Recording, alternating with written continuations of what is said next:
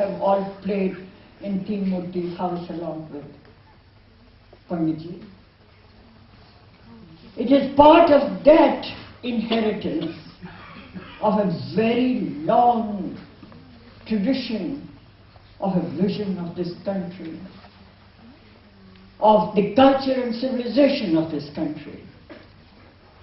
And the moment we forget that, we are not only denying that legacy, but we are also making ourselves vulnerable to a destruction of the planet Earth, not only of this country. Whether it is a Gord or whether it is a Rajendra Pachori who may have been today identified. But the greatest threat, no matter what, are achievements of man and science and technology. But we face a crisis of our own making, which humanity has not faced earlier.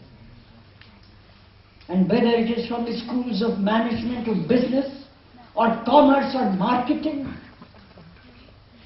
or higher education, I urge you, your faculty members, that address yourself to this. And as I said, old woman can speak with some passion, because this is concern of the here and now. And it is given to you to find that balance between what we call a developmental economy and an economy which will have the basis of an ecological balance for the survival of the earth. That is, and it requires then a program in all disciplines of higher education, and I want to bring it down to your own institution. It's not a matter of a group of experts, of environmentalists looking at it. And let me then comment at another level, because I've also played the part of a bureaucrat along with it. And that is this tension that Vajat spoke about between, or the initiative of the Ministry of Environment and Forests, and especially the Forest Act and the tribal issue. There is this understanding of what A constitutes the environment, and B, what was the Forest Act. And thank you Ajad, for mentioning 1865. I could supplement that with most of our acts are 1864 acts by which independent India is running itself. These were at a certain historical moment. And the Forest Act, as you rightly said, was for timber, it was for the railways. And it came from a perception of the era of enlightenment across the Suez Canal, with that other, not footnote, the other perception that these were lower civilizational units, and one has written about it, and it needs to be identified in terms of your language and your presentation. And I want to just restrict myself to that, to make a footnote, because the natives had to be civilized. And historians write books about them.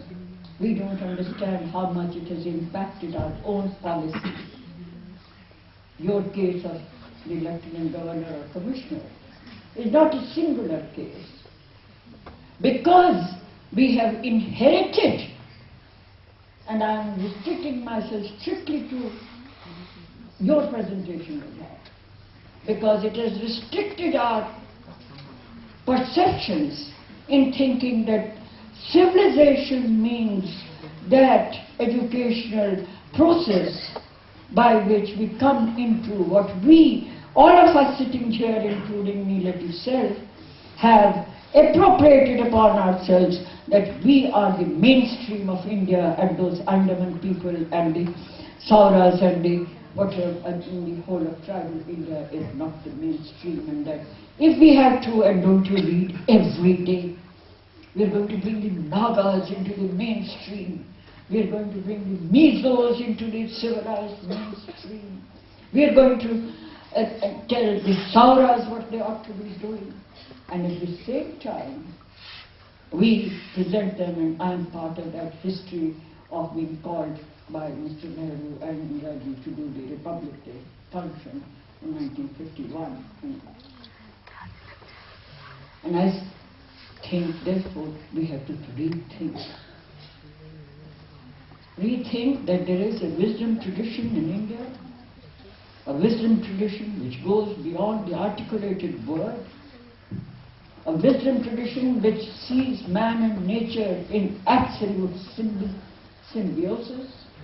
And diversity means not only recognizing upside down diversity of caste, which we are, I don't know what's that thing we are doing, and class, but diversity means and recognition of the optimum skills and perceptions of different groups of people at different levels of development.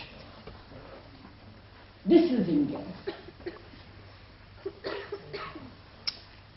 where if I call him a leather technologist, then he is in the developmental branch. If I call him something else, then he is in the Dalit.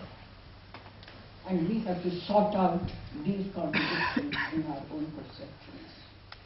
And that is what Mrs. Gandhi was trying to do. And I could sit here or stand here to give you several personal anecdotes on that. How the skills of a bronze maker and of our Kolhapuri chappals has to be equated with other skills that we recognize. And that was the sensitivity with which she knew her India. And that is why in one of her lectures, she says, if you want to know anything about India, first and foremost, empty your mind of all any kind of statements or perceptions that you have, because this, despite all definitions, each time you know that you belong to this, you have to question yourself into knowing that this is a dynamic system in constant flux, and you have to have the humility to know what you can contribute.